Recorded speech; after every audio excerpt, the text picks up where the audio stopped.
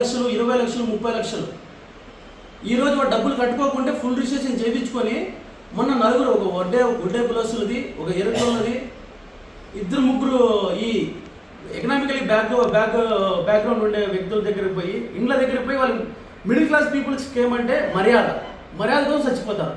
అట్లా వాళ్ళని సెలెక్ట్ చేసుకొని ఇండ్ల దగ్గర పోయి నీకు కొడుకుని తప్పు చేసినాడు, మేము మాకేం అడిగిచ్చినామేమయ్యా, నువ్వు ఎట్లా ఇచ్చినావు అంటే నీకు పుట్టలేదేం రావాడు, నీకు పుట్టుకోకుంటే నువ్వు డబ్బులు కట్టద్దు పోయి అది నీ పెండ్లం మేమంతా పోయిందో అనే మాటలు మాట్లాడి వాళ్ళని రెచ్చగొట్టి మానసికంగా వాళ్ళకి శారీరకంగా సమాజంలో వాళ్ళకి మర్యాద లేకుండా వాళ్ళ ఇండ్ల ముందరికి పోయి వాళ్ళ ఇండ్ల దగ్గర కూర్చొని వాళ్ళు డబ్బులు వసూలు చేస్తున్నారు.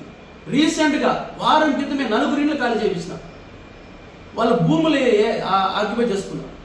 గతంలో కూడా పేపర్లో కానీ టీవీలో కానీ అన్నీ వచ్చినా కానీ అధికారులు నిమ్మకు నీరెత్తినట్టున్నారు. ఇదే మన కలెక్టర్కి, హోమ్ మినిస్టర్కి, ఈ డీజీపీకి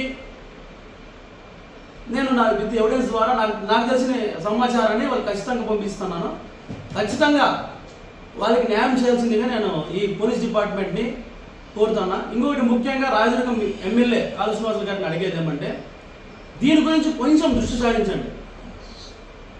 మీరు రాజదుర్గానికి ప్రజలు పోవడు మీరే, ఏ 5 మండలాలకి ఈ ప్రభుత్వం ఉంది, మీకు అధికారం ఉంది, ఖచ్చితంగా చేయాల్సిందిగా ఈ స్టేట్ నారా చంద్రబాబు నాయుడు కూడా అడిగేది ఏమంటే ఈ రాష్ట్రంలో ఇంతకుముందు మన వైఎస్ఆర్ గవర్నమెంట్లో జగన్మోహన్ రెడ్డి గారు ఒక యాప్ తీసుకొని ఏ యాప్లు పనిచేయకుండా బెట్టింగ్ యాప్లు పనిచేయకుండా అట్లా చేశారు.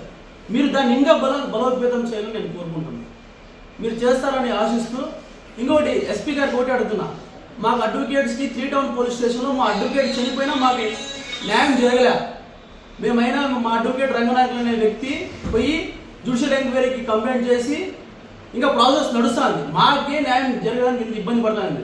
ఆయన మీద ఒక ట్రాన్స్ఫర్ కానీ ఒక విఆర్ కానీ కూడా ఆయనకి పంపిలే 3 టౌన్ సిఐని.